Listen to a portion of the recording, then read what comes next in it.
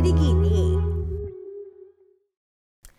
Kalau misalnya lo denger ada satu lirik lagu yang juga menurut gue sangat meaningful, tak satu pun yang kusesali, malahan semua hiasi hidup. Nah, ini kayaknya cocok banget kalau misalnya gue kaitin sama realita yang lagi dialami langsung oleh empu lagunya. Langsung aja please welcome, this is Ahmad Dhani. Hai Mas Dhani. Hai, apa kabar? Baik, alhamdulillah.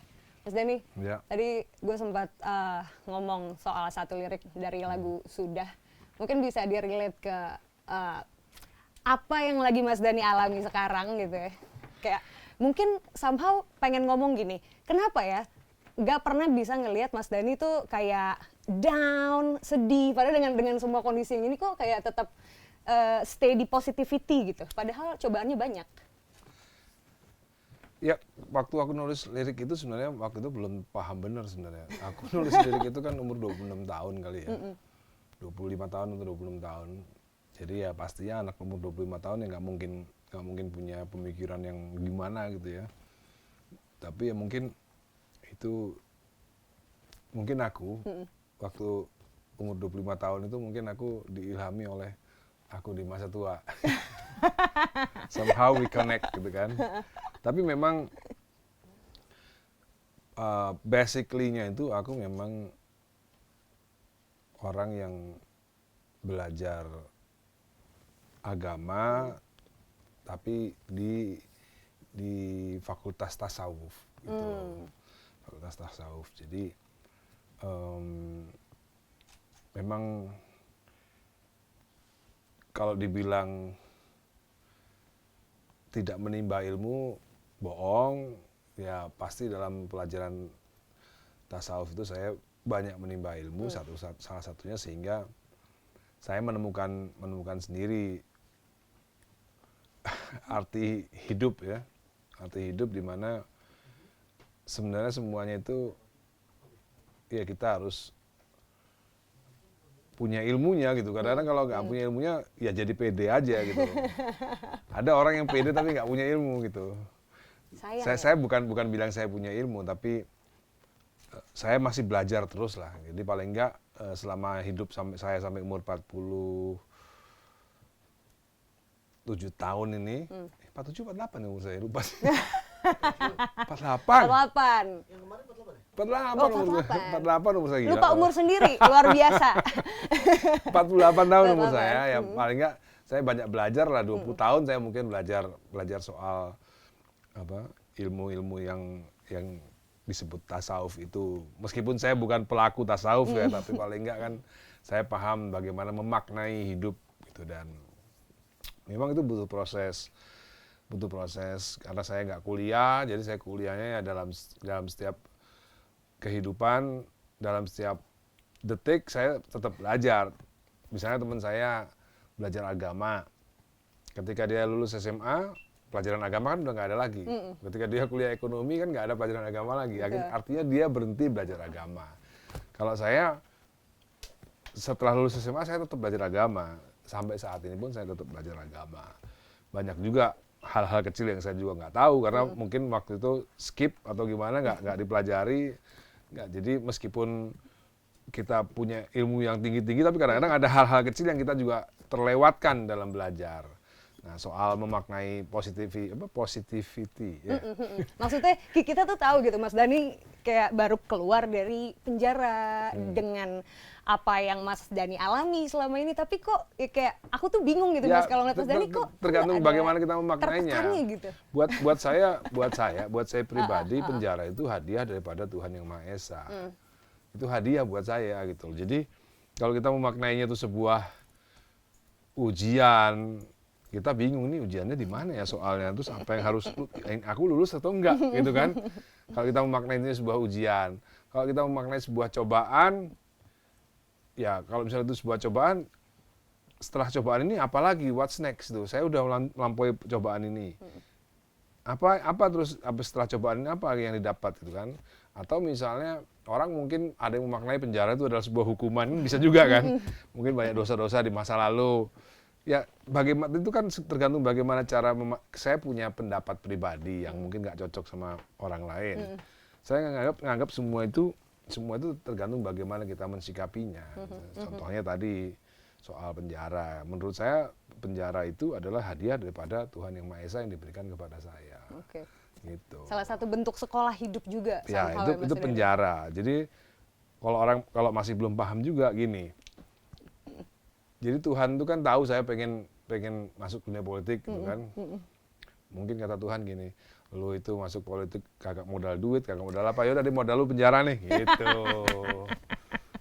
Oke, ini menyambung pertanyaan itu menarik. Biasanya kan kalau seorang politisi lah gitu, walaupun banyak ya masyarakat di luar sana yang pecintanya Ahmad Dhani dan juga mungkin baladewa lah yang menyayangkan bahwa Dhani main musiknya kenapa sih, ngapain sih politik-politikan gitu. Tapi bahwa FYI kalian harus tahu dari 98 tuh Mas Dhani tuh udah terjun gitu, udah ada di situ. Bahkan sejarah keluarga juga mensyaratkan Mas Dhani untuk ada di sini sekarang ya.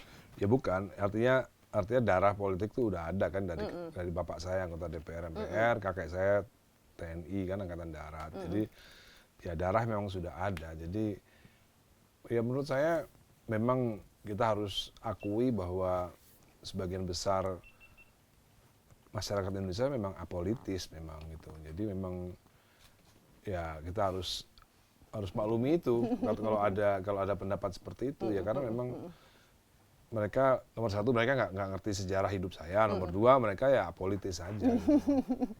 Being apolitis, walau sebetulnya mungkin mereka ngerti politik tapi kalau di sosmed apolitis ya Mas ya.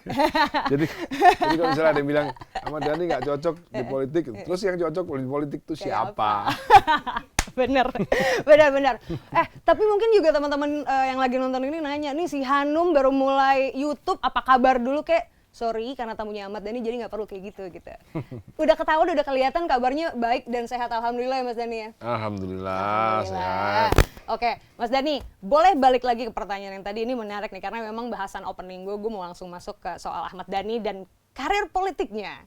Dari mulai kejadian 212 kemarin, Mas Dhani udah nampakin diri ada di poros oposisinya pemerintah, gitu.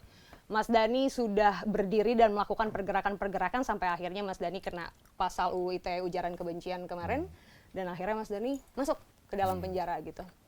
Tapi ketika keluar, kapok ke sih Mas? Saya? Ya sebenarnya nggak kapok, cuman karena mengingat mama saya udah tua, terus mengingat istri saya jadi susah kalau saya di penjara, jadinya ya saya ya bertiarap dulu lah gitu. Karena mama saya memang terus terang nggak kuat kalau saya di penjara gitu. Emang repot juga kalau kita berjuang masih punya ibu ya. Semoga panjang umur Tante. Amin. Jadi ya namanya anak laki ya harus ikut ibu. Tapi sekarang poinnya waktu saat itu kan memang perjuangannya kan memang untuk pilpres kan. Nah kalau sekarang mau berjuang apa gitu loh. Sekarang kan jadi kita memaknainya kan game is over gitu loh. Gamenya tuh udah selesai gitu loh. Terus mau berjuang apa lagi? Ya nanti kalau mau berjuang ya nanti di 2024 gitu. Jadi kalau dikatain kapok atau enggak, ya kalau sekarang mungkin bisa dibilang bukan tidak kapok, tapi belum saatnya aja untuk memulai gitu. Karena emang kalau misalkan pertanyaannya kan jadi kapok apa enggak? Ya sebenarnya kalau nanti di 2024 ada kompetisi lagi ya pasti dimulai lagi gitu. Nunggu ajakan apa langsung berangkat sendiri Mas Dhani?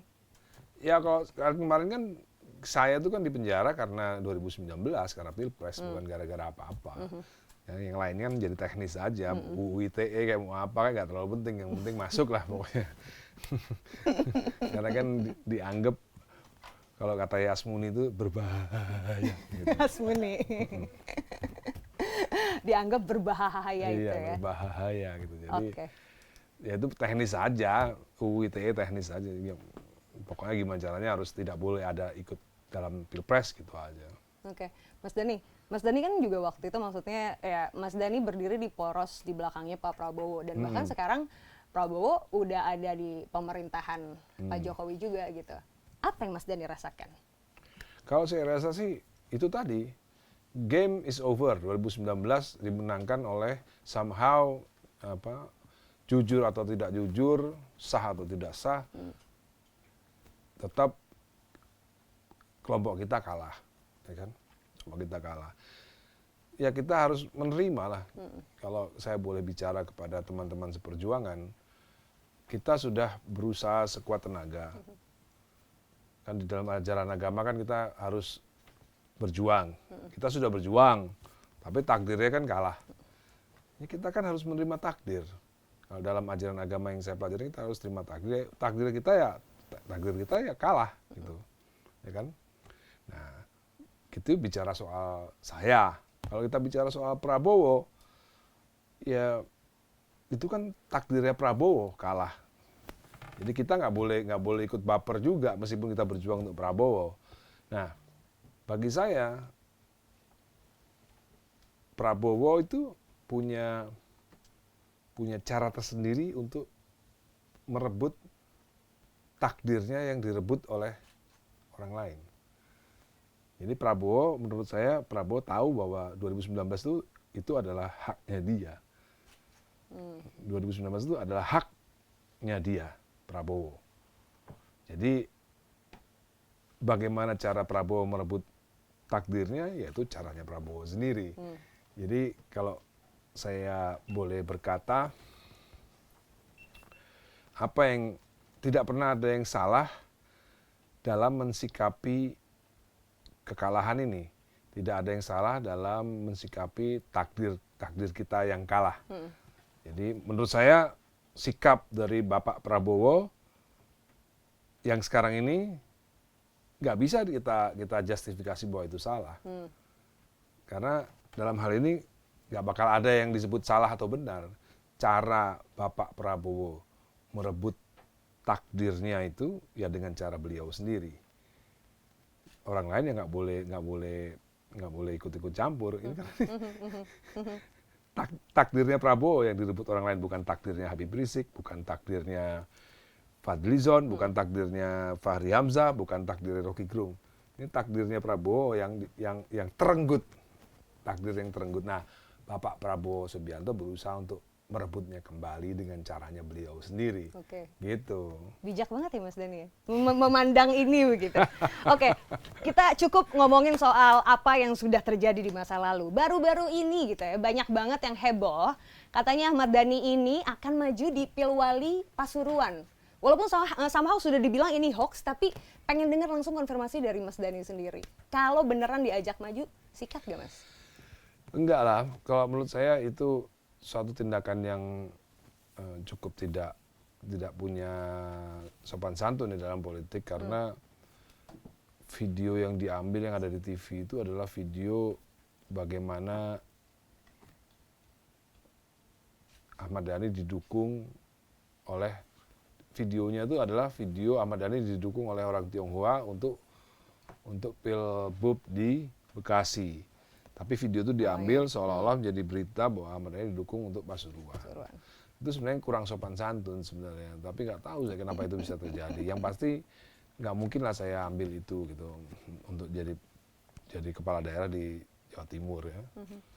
Alasannya kenapa Mas? Alasannya saya masih kepingin bareng keluarga aja gitu. Setelah 11 bulan tidak bersama keluarga, ternyata bareng keluarga itu enak gitu.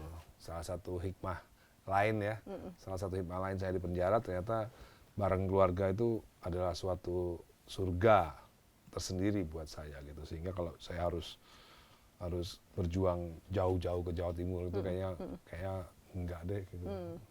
Saya lagi menikmati surga saya bersama keluarga gitu.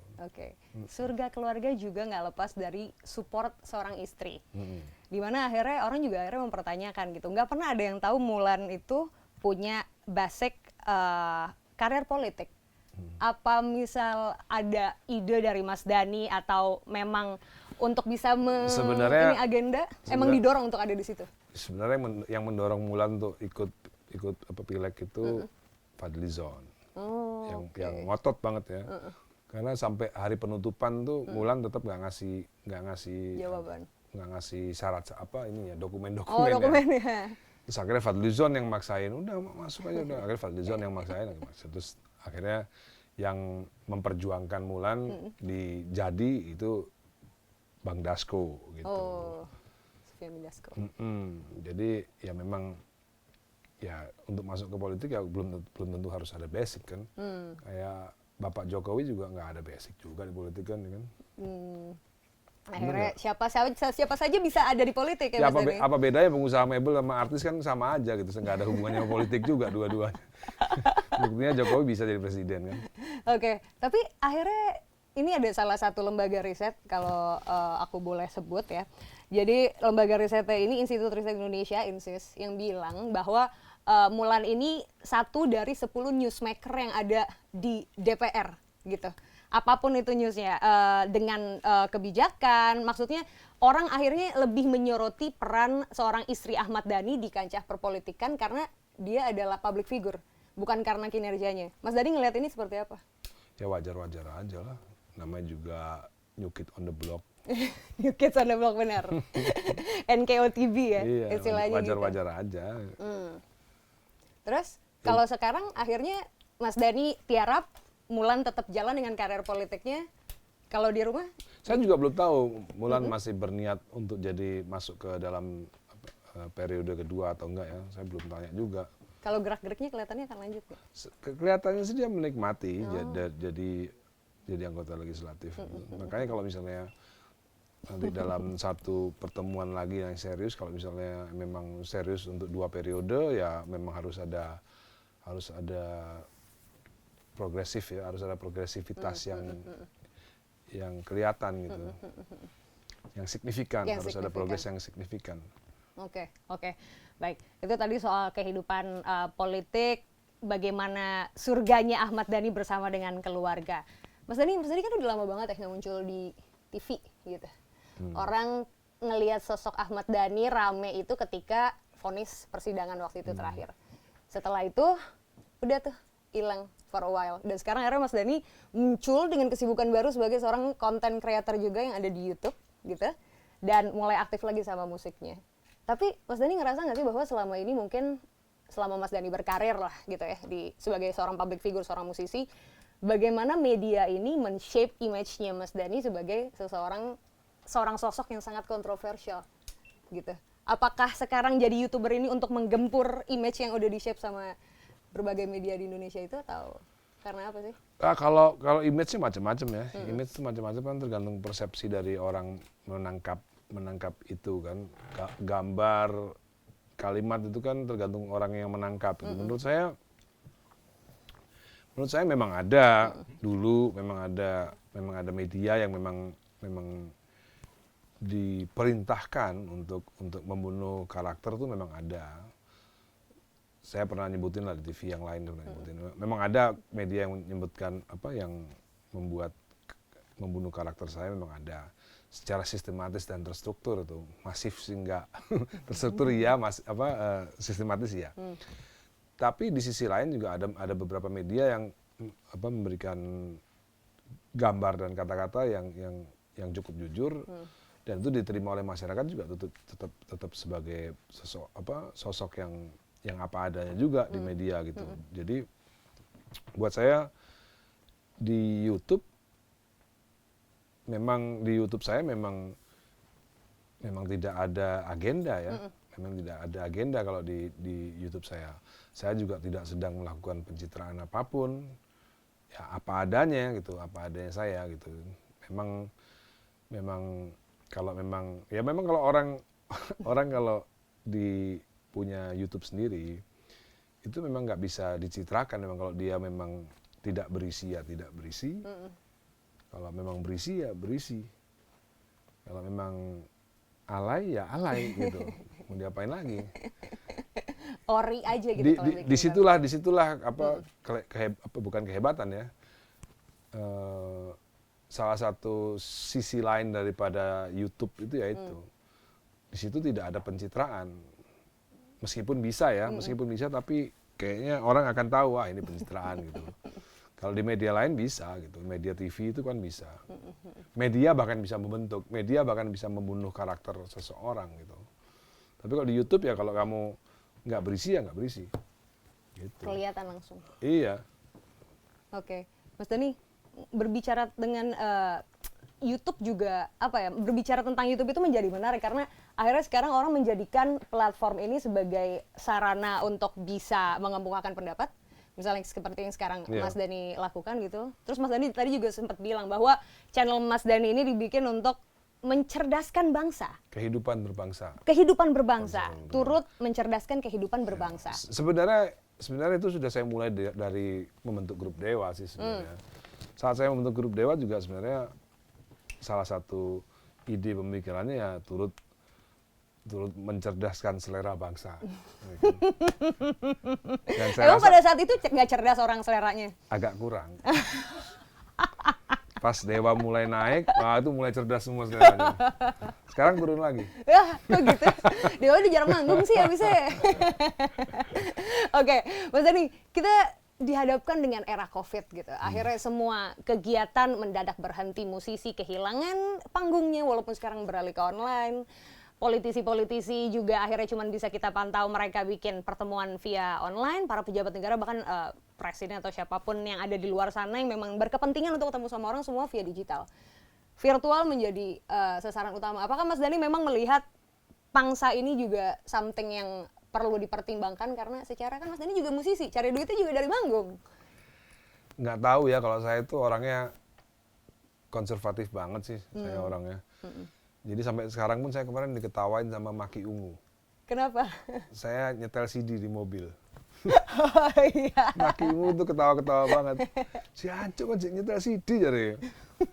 Ya memang gimana, aku memang gini, orangnya konservatif memang, aku orangnya gitu. Sampai sekarang aku masih nyetel CD di mana-mana, di mobil pun nyetel CD. Memang konservatif. Ya mau diapain kan? Jadi menurut saya masih suka fisik. Sampai sekarang saya masih koleksi piringan hitam, sampai sekarang saya masih koleksi CD. Sampai sekarang saya masih koleksi CD. Katanya orang-orang CD udah ketinggalan zaman, sampai sekarang saya malah mengkoleksi CD gitu. Jadi memang saya konservatif, sampai sekarang saya masih suka fisik. Rilisan fisik. Saya masih rilisan fisik, CD, piringan hitam. Jadi musik ya saya masih lebih seneng ya ini benar-benar ada kontak, ada ini. Bentuknya. Saya nggak suka yang virtual. Oke, karena Mas Dani bilang suka rilisan fisik, saya bawa hadiah khusus buat Mas Dani. Ini salah satu album terbaiknya The Temptation. Semoga bisa didengarkan. Kirain punya aku ini. Emang udah punya? Mungkin punya. Ini kalau Semoga belum, amin. 1990 Temptation. Tahun 1990 ini. 90 Mas. Kok bajunya 70-an ya? Mungkin judul albumnya aja kali ya. Kayaknya tahun rilisnya deh, atau mungkin Nggak mungkin kalau rilisnya ini. perilisan kembali gitu. Enggak. Ini judul albumnya aja 1990.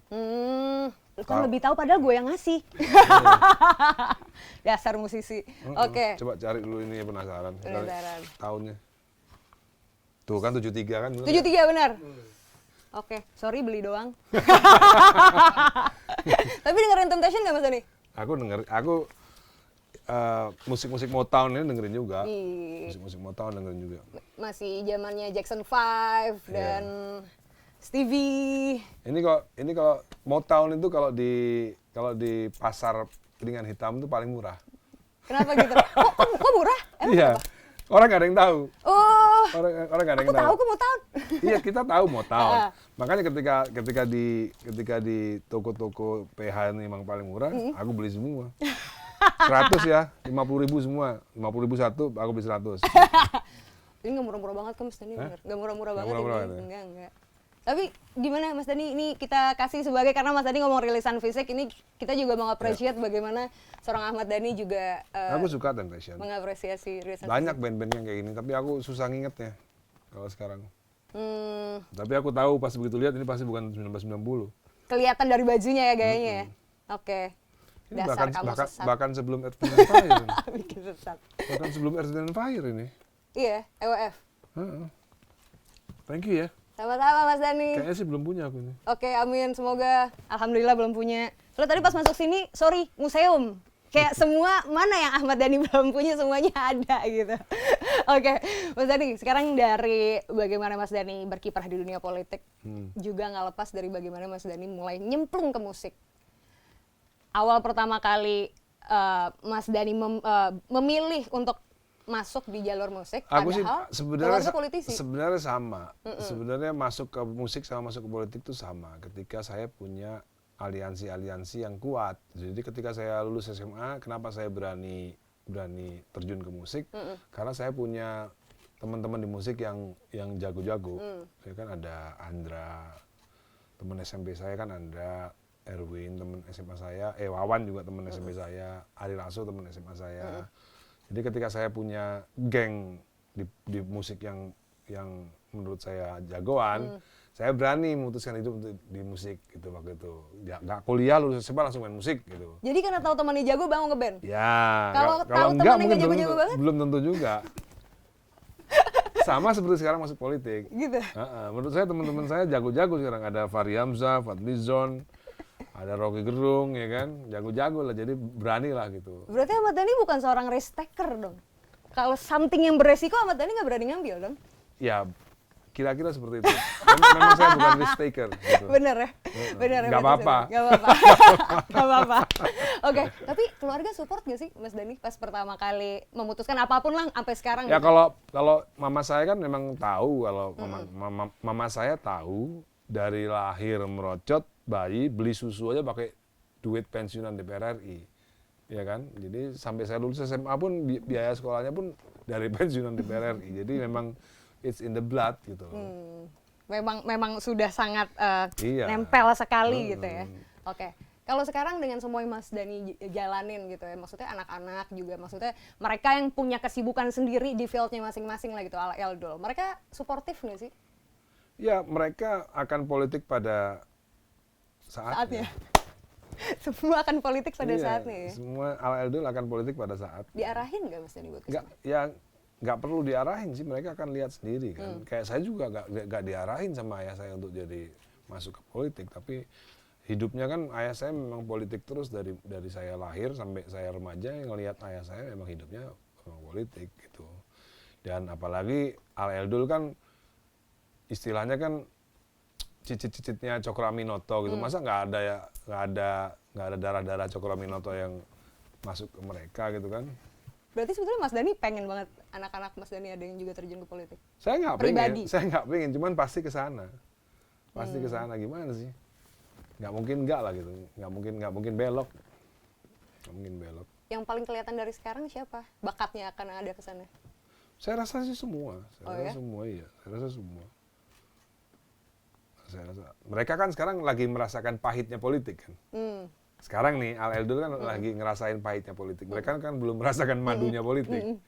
Jadi ya wajar lah kalau mereka masih belum ngerti apa ya. Tapi kalau nanti mereka menikmati madunya politik, ya nanti mereka kan enak juga ternyata ya gitu. Mereka benar-benar ngerasain pahitnya politik kan. Ayahnya di penjara. Dul itu menyaksikan ketika 212 2016 tuh, Dul itu menyaksikan ayahnya pintu kamarnya hotel didobrak, masuk polisi, diborgol. Dul itu menyaksikan dengan mata kepala sendiri. Gitu. Bagaimana cruelnya situasinya saat itu gitu. Padahal ayahnya bukan perampok, ayahnya bukan pemakai narkoba, ayahnya bukan koruptor, tapi diperlakukan seperti teroris kelas atas gitu. Apa yang dulu omongin pada saat itu Mas Dhani?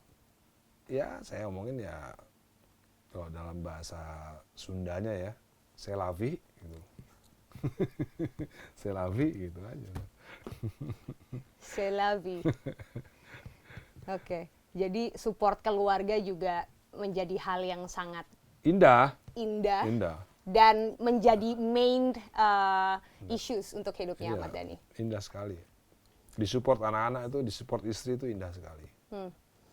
How about love?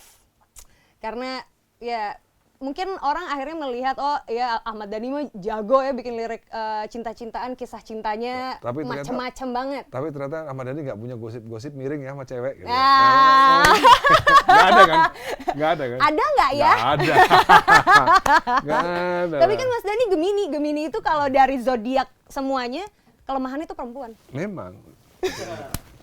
Semua laki-laki lah kelemahannya perempuan. Gemini paling ekstra. Iya. Bener gak? Bener. Gemini itu memahami, bukan ya, Gemini itu apresiatif terhadap keindahan. Mengapresiasi keindahan. Jadi kalau ada lukisan tertutup, dia pengen buka, pengen lihat isinya bagus nggak gitu. Itu Gemini banget sih. Setuju Gemini banget. Apresiatif dia itu. Oke, Mas Dhani, itu tadi sosok Ahmad Dhani apabila dari seorang Gemini Man ya. Tapi Ahmad Dhani ini kan besarnya juga tidak lepas dari dukungan orang-orang yang memang mengikuti perkembangan Mas Dhani dari awal banget gitu. Apa sih arti fans buat seorang Ahmad Dhani? Pertanyaannya klasik banget. Iya emang, nggak Arti apa-apa, fans. nggak apa-apa. Ya kalau fans buat saya itu memang penting ya. Makanya sampai sekarang bahkan akun IG Dewa 19 tuh saya sendiri yang megang. Karena supaya saya punya attachment dengan meskipun nggak banyak fans yang tahu kalau itu adminnya saya. Oh ya? Rajin nggak nyaut-nyautin fans? Rajin juga kadang-kadang, terutama fans yang nyebong. Kok diafiliasikan lagi dengan politik? Katanya apolitis. Kita sebut fansnya. Ya karena mereka apolitis jadi nyebong. Oh, Kita gitu. punya nama khusus untuk fans Baladewa yang nyebong ya, namanya Balabong. Balabong, oke, bukan Bilabong ya? Bukan Bilabong, Balabong. Oh gitu. Ada. Oke. Mereka kadang-kadang nggak sadar kalau itu aku adminnya gitu. Abis ini langsung banyak yang follow karena bisa ngobrol langsung sama Ahmad Dhani ya di Instagramnya Dewa 19. Oh gitu Mas. Iya. Makanya tadi ketika bilang, menurut saya saking saya care-nya punya apa sama pengen punya attachment sama fans ya, IG-nya itu akunnya adminnya saya sendiri. Kalau akun pribadinya Ahmad Dhani? Dipegang sama nyonya. Kenapa? Karena nyonya takut saya terlibat dalam undang-undang ITE lagi gitu.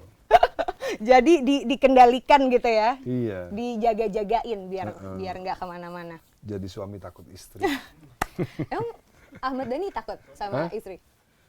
Sebenarnya bukan takut sih, kasihan aja karena kan Mulan kan pernah ngalamin ditinggal suami 11 bulan di dalam penjara tuh nggak gampang juga. Kamu kan belum pernah ngalamin kan? Belum Mas. Iya, jangan sampai lah. Amin. Karena hampir semua laki-laki yang masuk penjara tuh 50%-nya ditinggal istri.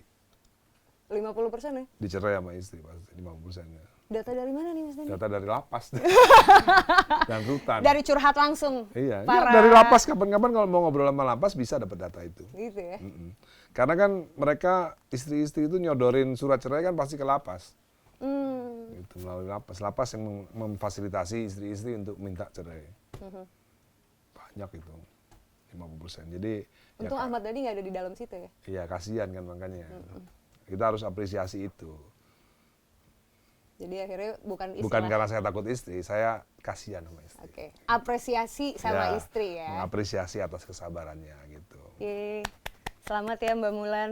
Sungguh tabah sekali untuk bisa menghadapi cobaan ini karena nggak mudah gitu. Nggak semua perempuan mungkin bisa kuat menghadapinya Mas Dhani. Oke. Mas Dhani, boleh kita masuk ke musik sekarang? Boleh. Nah, ntar dibilang pertanyaan klasik lagi. Karena hampir mungkin semua YouTube channel yang gue tonton, ada Ahmad Dhani-nya pasti akan menanyakan soal ini. Ketika dimana semua orang sedang mencintai Dewa 19 dengan semua karya-karyanya di tahun 90-an, ada kasus personil-personilnya yang akhirnya kesangkut dengan narkotika dan obat-obatan terlarang. Tapi Ahmad Dhani tetap berdiri teguh, enggak sama sekali menyentuh itu semua. Kok bisa Mas Dhani? Nggak cocok aja, saya sebenarnya suka, cuman nggak cocok aja. Sebenarnya suka? Iya, saya pernah nyoba ganja juga, nggak cocok. Kenapa bisa, kenapa nggak cocok? Ya badan saya nggak cocok aja, bukan saya nggak suka lah, bukan saya nggak mau, bukan saya takut dosa, enggak. Ya emang nggak cocok gitu. Jadi makanya nggak memilih untuk tidak menyentuh. Iya, memang saya nggak cocok gitu. Ya itu kan, saya ngerokok aja enggak kok. Ngerokok saya juga nggak cocok. Kalau mungkin saya bisa ngerokok, saya ngerokok, tapi nggak cocok gitu. Gimana dong? Kan nggak bisa maksain. Badan saya kan nggak boleh dizolimin. Badan saya menolak. Badan saya menolak. Benar. Kalau alkohol, wine masih masuk. Tapi kan itu kan bukan barang terlarang. Bukan tidak melanggar undang-undang. Kalau narkotik kan melanggar undang-undang. Jadi memang tidak cocok ya Tidak jawabannya cocok. itu ya. Sekarang pun juga alkohol juga nggak terlalu bisa banyak saya gitu loh. Lama-lama nolak-nolak juga badan ini gitu. Nggak usah alkohol. Teh botol saya nggak kuat. Serius, Mas? Iya serius. Teh botol aja badan saya nolak gitu. Menurut saya mungkin beberapa merek teh botol itu mungkin ada yang apa? Zat pengawetnya tuh terlalu banyak gitu. Jadi badan saya nolak. Badannya terlalu priayi, nggak bisa kena yang gitu-gitu kali Mas Dani. Jadi apa detoksifikasinya selalu berjalan gitu, makanya nggak bisa kena yang ada gitu-gituan ya. Kayaknya itu. Mungkin ya. Mungkin kan nggak, karena semakin tua kita semakin berkurang kan apa fungsinya kan. Fungsi hati turun, fungsi ginjal turun. Jadi ya. Tapi memang sejak usia muda memang saya nggak bisa rokok, ganja nggak bisa, heroin nggak bisa gitu. Sempet dianggap nggak asik nggak sama tongkrongan minimal pada saat Saya itu bahkan yang namanya ekstasi saya nggak pernah. Satu obat pun saya nggak pernah nelan ekstasi. dimusuhin nggak sama tongkrongan? Ya saya memang tidak nongkrong sama mereka. Makanya saya memang nggak nongkrong sama seniman-seniman atau musisi yang menggunakan itu. Memang saya nggak nongkrong. Oke. Jadi lingkungannya pun juga udah dipilih-pilih ya dari dulu ya? Ya kita cari lingkungan yang enak-enak aja lah. Benar. Begaul sama tukang parfum ikutan wangi. Istilahnya Iya. gitu ya Mas Dani ya? Oke, Mas Dani balik lagi ke soal musik. Orang banyak yang mikir Ari Lasso dulu cabut dari Dewa dan akhirnya jadi clash sama Ahmad Dhani. Tapi ngelihat makin kesini padahal nggak ada hubungan yang buruk sama sekali ada di situ. Ya sebenarnya kan Ari Lasso kan bukan dipecat sama Dewa 19. Dia kan sudah mengundurkan diri sejak 1995 kan sebenarnya. Bahkan saya yang melarang, bahkan menolak dia untuk meninggalkan Dewa 19, saya sendiri. Jadi kadang-kadang saya untuk supaya di band itu harmonis, kadang-kadang saya ikut nyoba-nyoba lah heroin gitu, bareng-bareng gitu kan, supaya bandnya ini Tetap asik gitu ya. tetap asik lah, jadi supaya Ari Lasso ada temennya gitu. Ya waktu itu memang harus dipahami, waktu itu belum ada undang-undang yang melarang heroin. Undang-undangnya nggak ada, jadi heroin waktu itu barang yang tidak bisa ditangkap polisi, barang pakai heroin. Jadi waktu itu memang kita nggak tahu. Ari Lasso pun nggak tahu kalau itu barang yang berbahaya, nggak tahu dia. Zat adiktif gitu ya. Ternyata berbahaya sekali. Mas Ari memutuskan untuk keluar. Ya akhirnya tahun 98 saya udah nggak bisa I can hold him back gitu, udah nggak bisa nahan lagi untuk dia keluar dari Dewa 19 gitu. Jadi emang nggak ada masalah sebenarnya, karena memang saya nggak pernah mencat dia. Gitu. Dan pada saat itu akhirnya jadi sempat vakum kah? Kan waktu itu sebenarnya kenapa saya merelakan Ari Lasso, karena saya udah punya gantinya gitu sebenarnya. Dasar bukan risk-taker. Balik lagi. Ada Once, oh ya udah deh ini kayaknya Once, oke ya udah kayaknya Once gitu. Oke, ketemulah seorang sosok Elfon dah di tengah-tengah masa Jadi itu. saya tuh gitu, melepaskan seseorang yang penting, kalau udah ada gantinya baru saya berani. Oh gitu? Iya. Itu berlaku di semua aspek kehidupan ya? Iya. Oke, baik. Thank you Mas Dhani atas jawabannya. Oke, next question. Wong Aksan. Nah, ini juga bikin penasaran. Kalau Wong Aksan itu memang ide dari saya, tapi disetujui oleh semua personil. Kenapa? Korum. Kenapa? Katanya dengan drama terlalu jazz. Kan Mas Dhani juga suka jazz. Ya untuk Dewa ya mungkin kurang cocok. Untuk Dewa kurang cocok. Gitu. Jadi itu jawabannya. Itu Korum. Quorum ya, memang satu suara semuanya. Ya. Saya dulu pernah punya ide untuk mencat Erwin, tapi satu band nggak ada yang setuju, ya udah nggak jadi. Jadi itu membuktikan bahwa saya tidak otoriter seperti yang diceritakan orang-orang kan. Gitu. Bahkan waktu kita menyelesaikan Tio juga Korum, Once pun setuju, Andra setuju untuk Tio diganti. Tapi kenapa image-nya terlihat bahwa Dewa 19 seperti one man band ya? Kayak semua keputusan di tangan Ahmad Dhani gitu. Enggak juga sebenarnya. Apa karena Mas Dhani dominan jadi terlihatnya kayak gitu? Ya kelihatannya aja kan sering di film-film barat. This is not as what you see. Gitu. Oke. Mas Dhani, tadi aku sempat ngomong soal one man band. Sisi seorang Ahmad Dhani yang memang terlihat sangat dominan dimanapun dia berada, bahkan di dalam bandnya. Akhirnya keluar itu Ahmad Band. Ahmad Band yang menjadi jawaban ini bandnya Ahmad Dhani emang beneran pakai namanya Ahmad Band gitu, walaupun isinya super grup tuh ya dari Netral. Enggak, sebenarnya itu project solo aja sebenarnya. Itu sebetulnya solo. Project solo, iya. Project solo. Berarti yang lain adalah pemain pengiringnya Mas Dhani. Iya. Oke. The real one man band.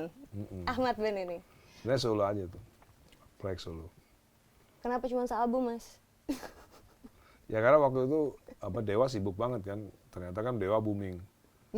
Dewa booming waktu itu. Bersama Once Dewa booming. Jadi ya nggak sempat lagi mikirin yang itu.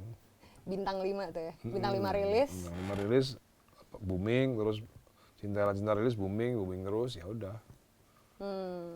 Ternyata punya 2 kekasih itu nggak bisa. Harus pilih satu. Iya, harus pilih satu. Oke.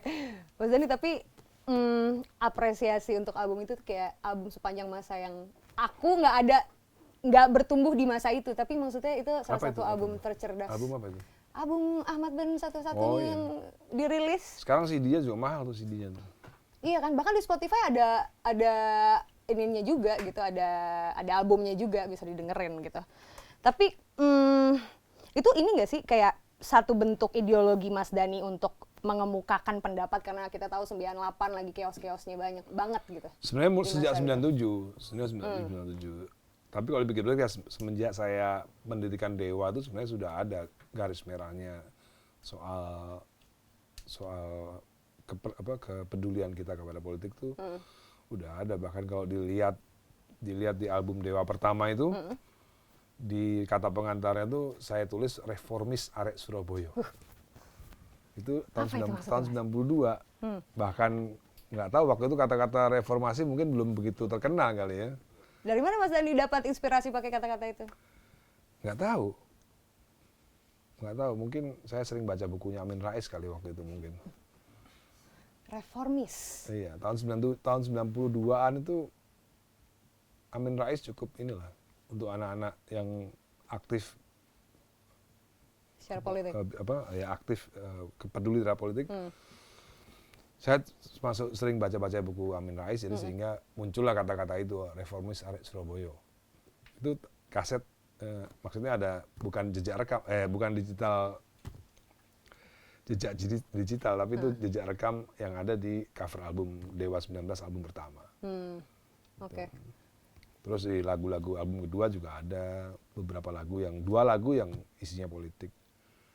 Terus album Bintang 5 juga, album Pendawa 5 juga ada Aspirasi Putih. Jadi sebenarnya sejak 90-an memang karena kita memang tidak memfokuskan pada politik ya, tapi tetap ada di setiap lagu ada unsur politik di Dewa 19 itu. Teman-teman band makanya kalau di IG kalau ada fans yang malas ngomongin politik suka dicela sama fans-fans yang lama gitu. Ketahuan baru suka Dewa ya. Lalu ketahuan sukanya TikTok, makanya nggak usah ikut IG Dewa lah katanya. Mas Dhani, tapi jatuh bangun dengan pergantian personil apa semua yang udah terjadi, tetap ada nama Andra Ramadan di situ. Yang nggak pernah pergi kemana-mana, selalu ada di sampingnya Mas Dhani. Kok betah banget Mas Andra dekat sama Mas Dhani? Ya karena kita masing-masing percaya bahwa memang hanya dengan Dewa 19 ini kita punya standar kualitas yang terjaga gitu. Ya saya bukan meremehkan albumnya Ari Lasso ya, tapi kalau dibandingkan kualitasnya ya jauh lah dengan Dewa 19 gitu kan. Ya Andra boleh mencoba berkualitas dengan Andra and the Backbone, tapi nggak akan mendapatkan kualitas yang seperti ada di Dewa gitu. Mas Dhani pede dengan itu? Iya. Apa yang bikin Mas Dhani sangat percaya diri soal itu? Ya karena Andra nggak punya kemampuan main keyboard seperti saya. Ari Lasso juga nggak punya kemampuan main keyboard seperti saya, itu aja. Karena cara berpikir pemain keyboard tuh beda, memang beda. Cara berpikir keyboard tuh cara berpikirnya memang lebih kompleks. Gitu. Apalagi saya pemain keyboard yang suka musik elektronik kan. Jadi pasti sofistikasinya pasti lebih banyak. Dan sampai sekarang Mas Dhani memilih untuk tetap jalan dengan Dewa 19 apa? Once aja juga pasti juga akan ngerasain beda ketika dia nyanyi sendiri solo album dengan nyanyi bersama Dewa pasti beda. Beda. Ada kualitas yang kurang di solo albumnya gitu ketika dia nyanyi sendiri pasti nggak Tapi kan usah. Mas Dhani juga ngegarap albumnya orang lain gitu. Album yang ada di Republik Cinta Manajemen ini gitu. Iya. Emang akan dibedain solonya dengan apa yang dimiliki di Dewa? Ya kalau di luar Dewa 19, saya kan nggak punya sofistikasi suaranya Ari Lasso. Ya kan? Di luar Dewa saya juga tidak punya sofistikasi suaranya Once. Saat seperti Andra bikin Andra The Backbone, udah nggak ada Ahmad Dhani, nggak ada magicnya Once, nggak ada magicnya Ari Lasso lagi. Stres dia, pasti harus sama Dewa terus dia. Itulah alasan kenapa Andra Ramadan masih nempel. Iya. Oh, gitu Karena ya? itu nggak bisa dibayar dengan uang. Karena itu nggak bisa dibayar dengan uang. Memang kita berangkat bermain musik kan tidak nyari uang, memang kita mau ngamerin musik kita yang bagus gitu loh. Bukan cari uang, uang datang kemudian gitu. Mas Dhani, kenapa Dewa 19 nggak pernah punya vokalis sampai sekarang? Kenapa selalu featuring? Andra belum mau, Alasannya? nggak tahu. Andra maunya apa masih kalau nggak Lasso ya Once gitu. Maunya Andra. Pilihannya dua itu aja. Kayak mungkin sekarang Queen sama Adam Lambert gitu. Gak mau yang lain-lain. Saya sih ya kalau Andra malah nggak mau kalau misalnya jadi Andra, kalau misalnya Once sama Ari Lasso meninggal dunia ya Andra nggak mau main band yang lain mungkin. Oh ya? Dia cuma mau sama Ari Lasso sama Once. Oke. Ternyata ada yang lebih idealis dari seorang Iya. Ahmad Dhani ya. Menarik juga. Next time mungkin kita ngobrol bareng sama Mas Andra juga nih. Boleh. Menarik ya. Oke, Mas Dhani, dari musik yang sudah memang dari perjalanan panjangnya Dewa 19, Dewa, dan akhirnya Mas Dhani bikin Republik Cinta Manajemen dengan semua konten-konten dan musisi-musisi yang ada di dalamnya. Banyak orang yang bilang udah ke atas 2000-an tuh musiknya Dhani cheesy. Nggak seori musik-musik Dhani di under tahun 2000-an gitu. Ya karena yang ngomong kan orang tua semua itu. Orang tua semua. Mungkin mereka membandingkan akhirnya gitu karena makin sini makin modern, enggak apa neng nang nong neng lah, apalah itu Ya, rilis-rilisan. padahal itu cuma satu lagu doang Neneng Neng kan. Jadi ngerusak semuanya. Iya, Iya. Jadi rusak susu sebelanga kan jadinya. Padahal karena kan nggak gitu. Menurut saya justru malah lagu terbaik Dewa 19 itu judulnya bukan Cinta Manusia Biasa menurut saya. Aransemennya baik, liriknya bagus, ya kan, vokalnya Once bagus. Itu tahun 2009 itu. Oh. Perempuan paling cantik di negeriku Indonesia juga bagus lagunya Dewa itu. Iya. Itu malah sofistikasinya tingkat tinggi. Oh ya? Adjustmentnya dari apa Mas Dhani bikin lagu itu, penasaran juga. Yang mana itu? Perempuan paling cantik di negeri Indonesia. Ya saya kan masukkan unsur klasik ke situ kan, termasuk lagu Bukan Cinta Manusia Biasa kan, saya kan juga memasukkan unsur klasik. Jadi sebenarnya banyak orang yang salah ketika misalnya ada yang bilang gini, setelah cerai sama Maya Estianty, karir musik Ahmad Dhani redup.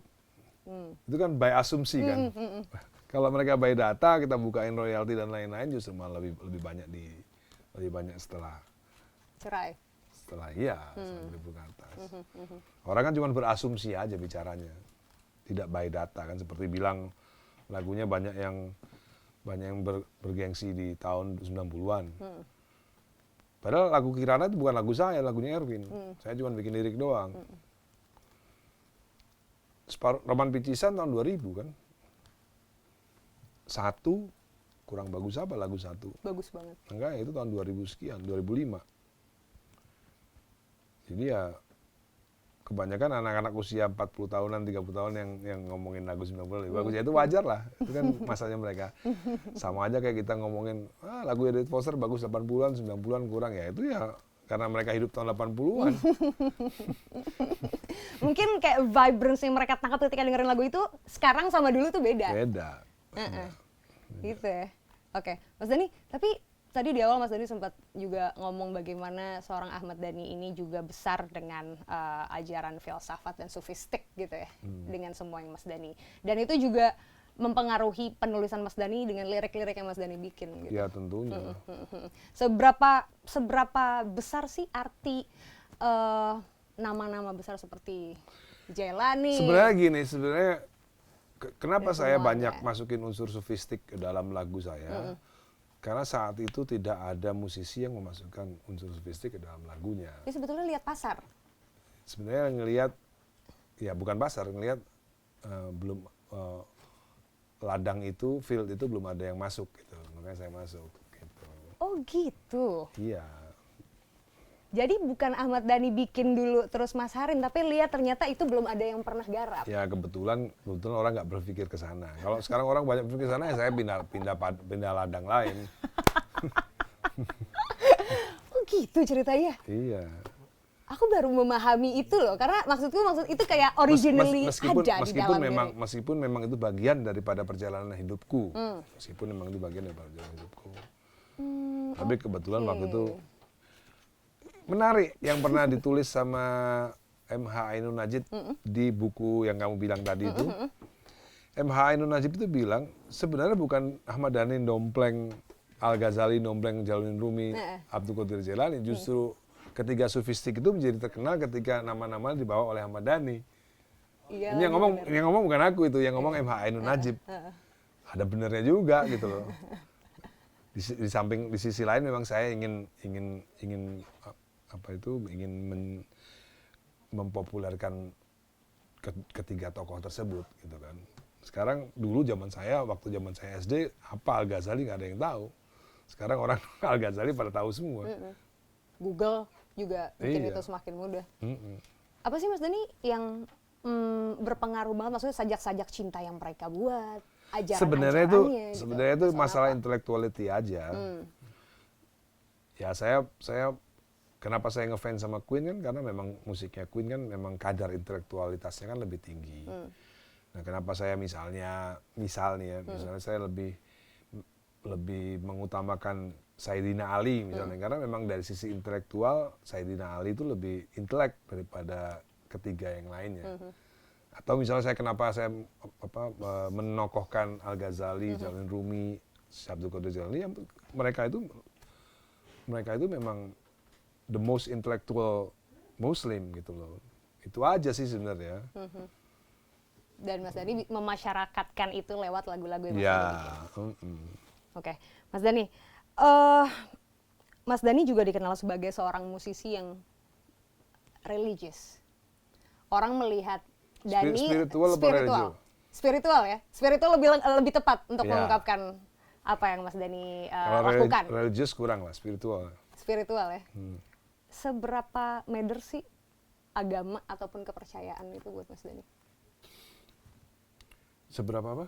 Seberapa Mas Dhani yakin matters gitu sama hidupnya Mas Dhani? Begini ya, saya lahir salahnya itu kan saya itu lahir dari seorang ayah yang memang aktivis Muslim gitu loh. Partainya ayah saya kan Partai Perti, Persatuan Tabligh Islamiyah. Jadi lalu saya dijebloskan ke sekolah SD Muhammadiyah 6 tahun. Jadi mau nggak mau itu termasuk salah satu variabel yang membentuk saya seperti sekarang ini gitu. Dan saya nggak bisa melawan itu gitu kan. Jadi memang nggak tahu kenapa itu juga salah satu bukti ternyata nama itu penting. Jadi ayah saya itu punya 9 anak. Saya anak yang ke-7. 6 anak pertama ayah saya ini namanya nggak ada unsur Islamnya sama sekali. Aneh itu menurut saya. Saya juga mau menyelidiki kenapa bisa begitu. Anak yang pertama namanya Dadang Setiabudi. Terus yang kedua Diana Agustin. Terus Dodi Surya Permana. Terus tiganya juga namanya nama Jawa semua. Nah, pas nama saya dikasih nama Ahmad. Dhani Ahmad Prasetyo. Adik saya namanya Dini Nur Hayati Arifah. Terus adikku yang ketiga, yang terakhir Dian Rahmaniar. Ada 3 ini ada unsur agamanya. Di antara kakak-kakak saya memang yang paling mendalami agama itu ya saya memang. Hanya gara-gara ada nama Ahmad aja di dalam nama itu gitu loh. Berat di nama. Ternyata penting gitu, ternyata nama itu ternyata penting gitu. Ini apa? Ini kejadian yang fakta ya. Gitu. Jadi memang karena saya SD-nya Muhammadiyah, mau nggak mau kan itu kan dicemplungin kan. Kalau kamu nonton film, kalau kamu baca buku Asterix kan Obelix kan kecemplung tuh di tungku obat kuat, makanya dia kuat kan Obelix kan ya. Mungkin ayah saya juga mencemplungkan saya ke SD Muhammadiyah supaya saya lebih cenderung punya keterkaitan dengan agama kan. Basic agama gitu. Makanya itu kan keterusan sampai SMP sampai SMA keterusan gitu. Sampai keterusan sampai sekarang. Jadi buat saya ya saya musik suka, makanya saya banyak mendalami musik. Begitupun juga dengan agama, sejarah ya saya memang ada ketertarikan gitu. Tidak hanya agama saja loh sebenarnya, tidak hanya. Jadi kalau ditanya bukan saya spiritual, bukan. Saya hampir banyak, saya juga spiritual, saya juga termasuk orang yang senang sejarah, termasuk senang musik. Gitu. Jadi jangan diambil spiritualnya aja gitu loh. Rata Saya termasuk kompleks gitu loh. Ada orang yang spiritual aja kan, ada orang yang spiritual aja gitu. Di situ aja berkutatnya. Kalau saya termasuk kompleks gitu. Itu tadi kita ngomong soal esensi sebuah nama yang akhirnya Jadi bikin. kakiku naik ini bukan gaya. Tapi pamer sepatu. Linu. Oh, linu. Maklum udah umur ya. Iya benar. Kalau digini enak, agak linunya agak berkurang. Benar. Mas Dani, tapi after Mas Dani keluar dari penjara, banyak yang bilang Mas Dani tuh terlihat lebih calm ya, gitu. Iya nggak sih? Ya gimana nggak kalem kan pertandingan udah usai. Gak perlu keluar-keluar lagi, udah kelar. Pertandingan udah usai. Bahkan waktu pertandingan saya dimasukin penjara, jadi saya nggak ikut bertanding kan, ini kan. Ya kalau pas zamannya Pilpres ya saya pasti inilah apa. Kan dulu kenapa banyak berkoar-koar karena masih ada penista agama yang rencananya mau dibebaskan kan. Jadi ya marah lah, wajar lah gitu. Saya tadi waktu kamu nunggu kan aku lagi ngobrol sama Anang kan. Anang kan bercerita ada beberapa pejabat yang nggak suka sama aku, ada beberapa artis yang nggak suka sama aku gitu kan. Oh jadi Mas Anang datang karena itu? Enggak, itu sisi lain dari cerita yang lain lah. Gitu kan. Saya jadi lagi berpikir gitu. Atau mungkin masyarakat yang nggak suka sama aku ya. Saya lagi berpikir, pejabat atau artis yang nggak suka sama aku pengen interview mereka. Kenapa ya kamu nggak suka sama saya? Mereka nggak sukanya open apa ngomong di belakang? Ngomong di belakang.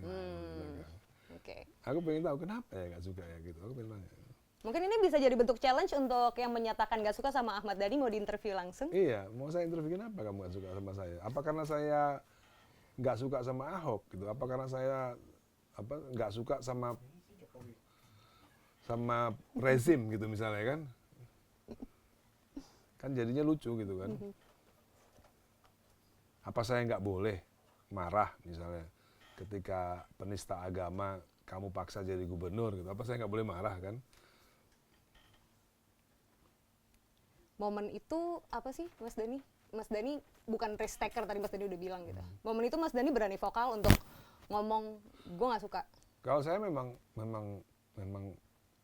kalau ada sesuatu yang mengganjal saya memang nggak bisa diam gitu. Kan saya pernah cerita di podcastnya Deddy Corbuzier juga kan. Jadi karena kadang-kadang hanya gara-gara belain temen aja saya juga bisa terancam jiwanya gitu.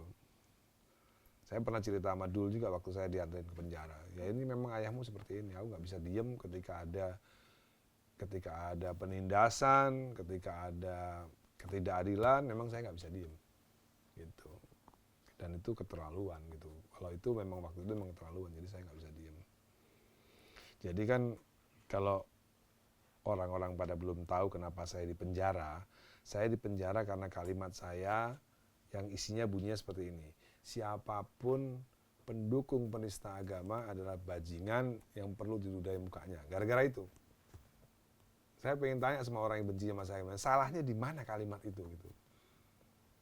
Tendensius nggak sih Mas Dhani?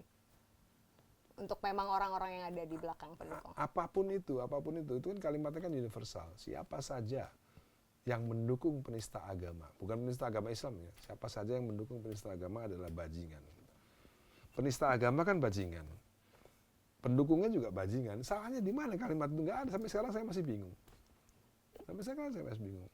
Ternyata kebebasan mengemukakan pendapat itu ternyata belum ada. Gitu. Belum ada kebebasan. Gitu. Oke. Menyambung tentang hal itu dengan kejadian yang kemarin aku sempat approach ke Mas Dhani sebelumnya. Jering. Banyak orang yang berpendapat bahwa sebetulnya sangat nggak kontekstual pasal yang dikenain ke Jering gitu. Mas Dhani sebagai orang yang udah pernah kena langsung pasalnya, mendekam di penjara, udah menjalani hukumannya, bagaimana Mas Dhani melihat kasus ini? Kalau saya bilang meskipun nanti Jering itu diadili ya, saya bilang secara hukum nggak akan kena. Kalau yang digunakan adalah pasal ITE itu sebenarnya sama dengan pasal saya yang waktu di Surabaya itu. Secara hukum bisa divonis bebas, secara hukum ya. Tapi kalau ada intervensi lain ya bisa masuk. Tapi itu nggak kayaknya dia bukan pasal saya yang Twitter itu beda. Dia kayaknya pasal saya yang di Surabaya. 27 ayat 3 kalau saya nggak salah. Iya, bukan 28. 28 itu ujaran kebencian kan? Iya. Itu seperti pasal yang saya di Surabaya. Itu ada jurisprudensi waktu Alfian Tanjung bikin di medsos bahwa PDIP sarang PKI, itu vonisnya bebas. Karena pasal 27 itu hanya untuk seseorang.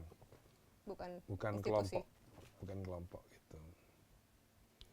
Jadi menurut saya kalau tidak ada intervensi, Jering bisa bebas di pengadilan nanti.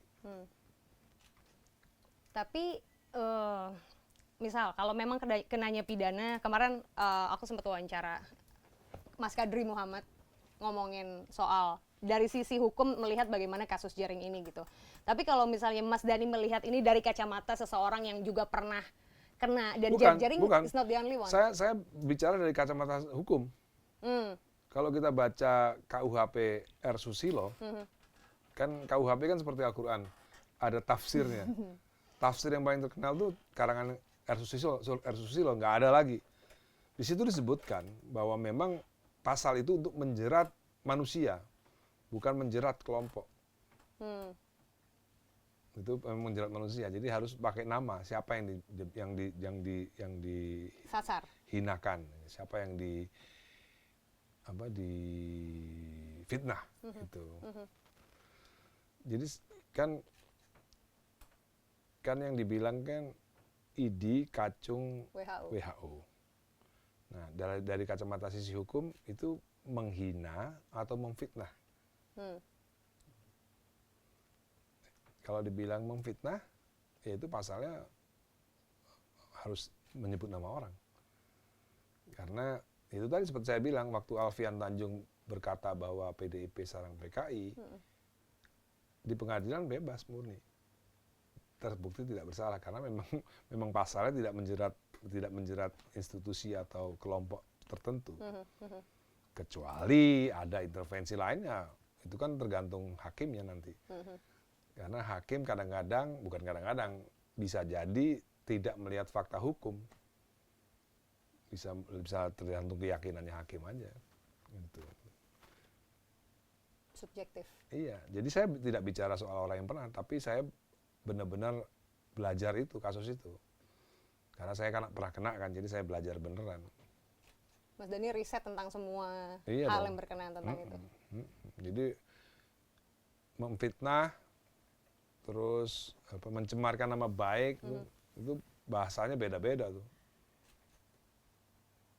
Jering nggak sendirian loh Mas Dhani, ada juga Anji yang belum lama kena urusan meragukan foto pasien COVID-19 di dalam ruang perawatan yang diambil foto sama Iya. fotografer Nat Geo. Kita kan nggak banyak tahu bahwa kita ini kan harusnya kan ngikutin Belanda kan soal hukum kan. Di Belanda sendiri udah nggak ada itu ITE. Undang-undang itu udah nggak dipakai di Belanda. Kenapa kita masih make gitu?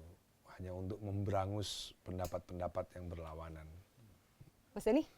Kayaknya makanya ketika saya ditahan, itu kalau misalnya masuk berita di dalam dunia, saya sangat menyayangkan juga kenapa nggak masuk beritanya nggak masuk internasional gitu. Karena kalau berita itu keluar di internasional, Ahmad Dhani di penjara misalnya, famous musician masuk penjara karena ngomong idiot, itu dunia ketawa pasti. Nggak ada di dunia seperti itu, nggak ada. Kita ini hukum kita seperti kayak ketinggalan berapa ratus tahun. Di dunia nggak ada. ITE itu nggak ada.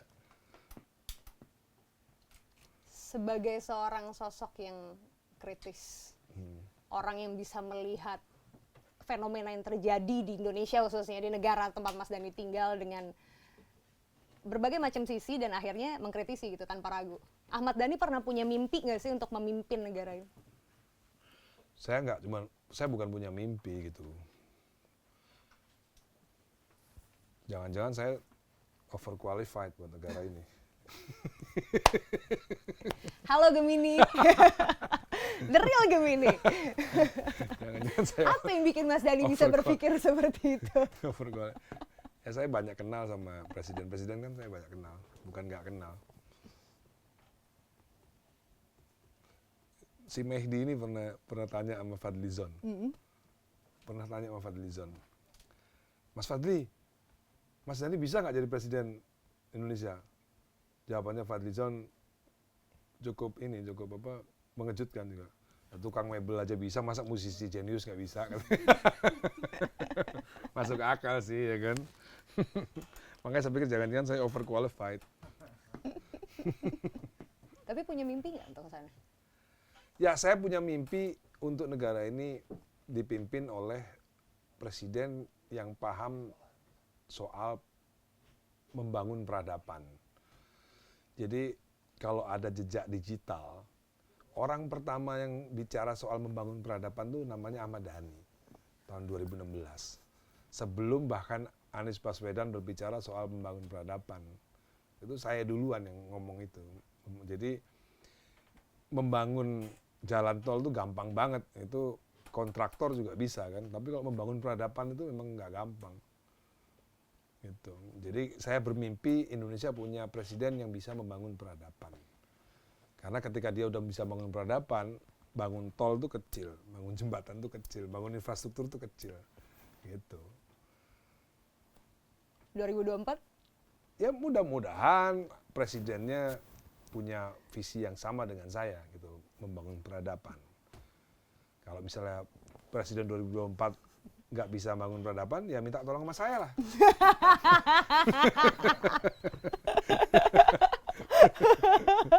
Berarti sebetulnya jalan cukup terbuka untuk siapapun yang mau menggandeng Ahmad Dhani maju ke pucuk pimpinan tertinggi Republik Indonesia ya? Nggak usah harus digandeng. Nggak usah digandeng? Nggak usah harus digandeng, tinggal minta tolong aja nanti kalau udah jadi presiden gitu loh.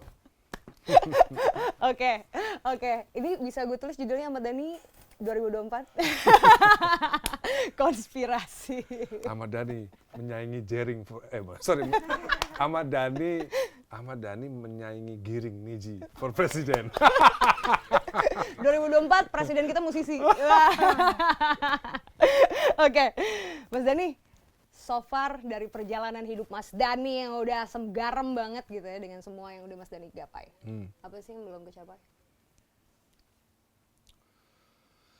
Saya sih sebenarnya sudah merasa saya orang yang cukup bisa punya rasa bersyukur yang baik. Saya termasuk makhluk Tuhan yang punya cara untuk bersyukur dengan baik gitu. Menurut saya sudah punya semuanya. Jadi kalau ditanya apa yang belum tercapai, ya nggak ada, semua menurut saya sudah tercapai gitu. Karena pada akhirnya ternyata kenikmatan hidup buat saya itu adalah ketika bangun pagi, bangun pagi nih, yang dilihat pertama adalah istri yang seksi lagi tidur, ya kan? Terus lihat anak yang lucu lagi tidur, anak-anak saya yang kecil kan, yang sekarang kan ada Safia, ada Muhammad Ali lagi tidur, terus bercanda sama mereka, itu menurut saya itu udah selesai. Apalagi yang lebih indah dari itu gitu. Oh, dia mantuk-mantuk loh, kayak sok tahu aja. Emang udah punya anak? Udah punya anak deh. Oh, udah punya anak ya, mungkin. Oke, last but not least, banyak orang yang udah menunggu karyanya seorang Ahmad Dhani. Dalam waktu dekat lagi bikin apa aja, Mas Dhani?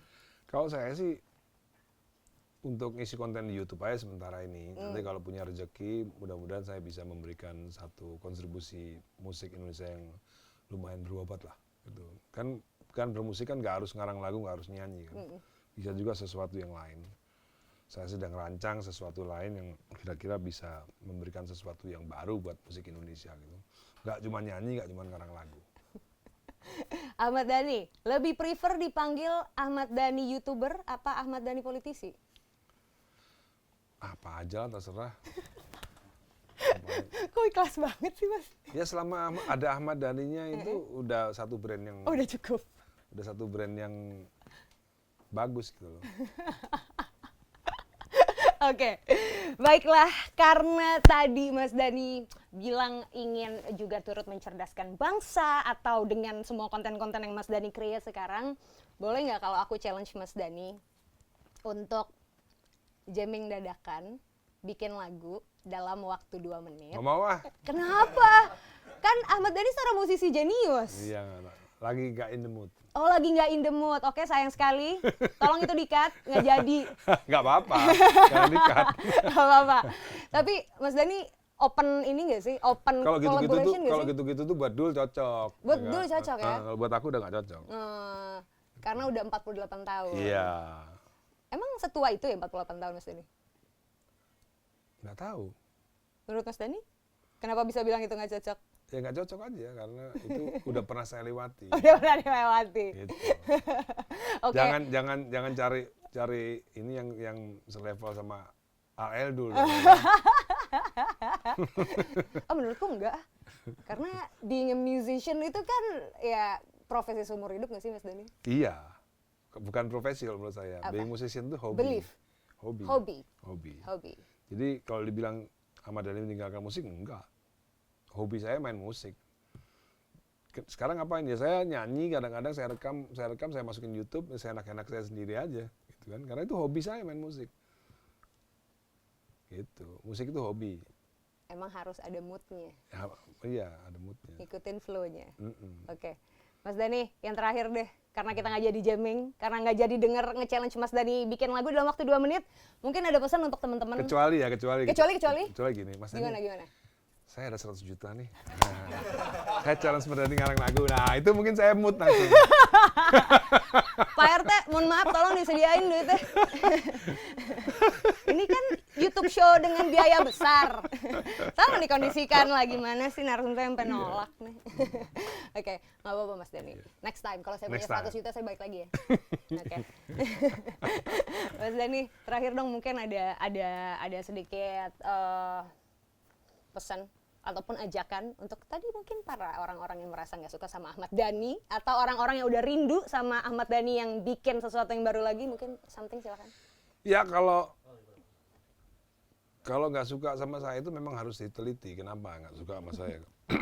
Kalau beda politik ya wajar ya, maklum ya. Kalau beda pandangan politik itu udah nggak bisa, ya mau diapain lagi kan. Kalau musik ya tunggulah, saya butuh beberapa rezeki untuk bisa bikin sebuah konser musik yang baik gitu. Mohon doanya lah.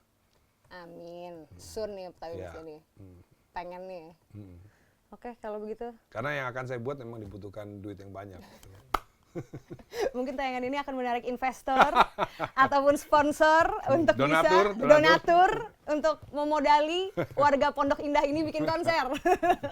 Oke, kalau gitu. Karena konsernya di Praha. Oh ya, wow, Iya, oke. Jadi agak mahal. Agak mahal. Baiklah kalau gitu Mas Dani, makasih banyak ya Mas Dani. Thank you sama-sama. Atas kesempatannya, thank you so much. Jangan lupa didengerin The Temptation-nya di tengah waktu Keren. sibuknya Ahmad Dhani. Album dibuat 1973 tapi bikin judul albumnya 1990. 1990. Sungguh mengecoh sekali. Oke. Baiklah kalau gitu itu tadi bagaimana akhirnya jadi gini ceritanya seorang Ahmad Dhani. Semoga bisa Udah lihat itu? banyak dipetik sama teman-teman. Koleksi PH aku udah lihat belum ya? Udah lewat Mas, Oh, udah lewat. kayak toko luar biasa, kayak nggak pede gue kasih ya yang ini gitu, rasanya tuh kayak gitu tadi. Mungkin abis ini kita bisa sedikit tur boleh ya Mas ya, ngelihat ke bawah. Boleh. Dikit. Aku juga udah lapar. Nah mantap tuh, kita abis itu makan. Kayak diajak aja kata Mas Dhani. Bisa Oke. teh, Met, bisa teh. Wah asik, ada sate. Oke, itu tadi obrolan gue sama Mas Dhani teman-teman. Semoga jadi gini ceritanya Ahmad Dhani ini bisa menjadi jawaban atas kerinduan teman-teman atas karya ataupun kemunculan seorang Ahmad Dhani yang sekarang lebih aktif di YouTube. Bisa dijumpain di kolaborasi YouTuber yang lagi banyak bikin kontennya sekarang. So, gue Aziza Hanum, sampai ketemu di channel berikutnya. Atau mungkin Mas Dhani kalau segmen acara biasa ada salam-salam gitu. Salam-salam misalnya, silakan. Iya, man-teman kalau saya. Man-teman. Man-teman. Jangan lupa nonton Video Legend. Asik. Buat YouTube channel aku juga dong. Untuk teman-teman Video Legend, jangan lupa nonton YouTube-nya Aziza Hanum. Mantap. Oke, kalau gitu sampai ketemu lagi di kesempatan berikutnya. Bye. So, jangan lupa untuk like, subscribe, komen, dan juga share video ini ya. Sampai ketemu di Jadi Gini berikutnya. Bye-bye.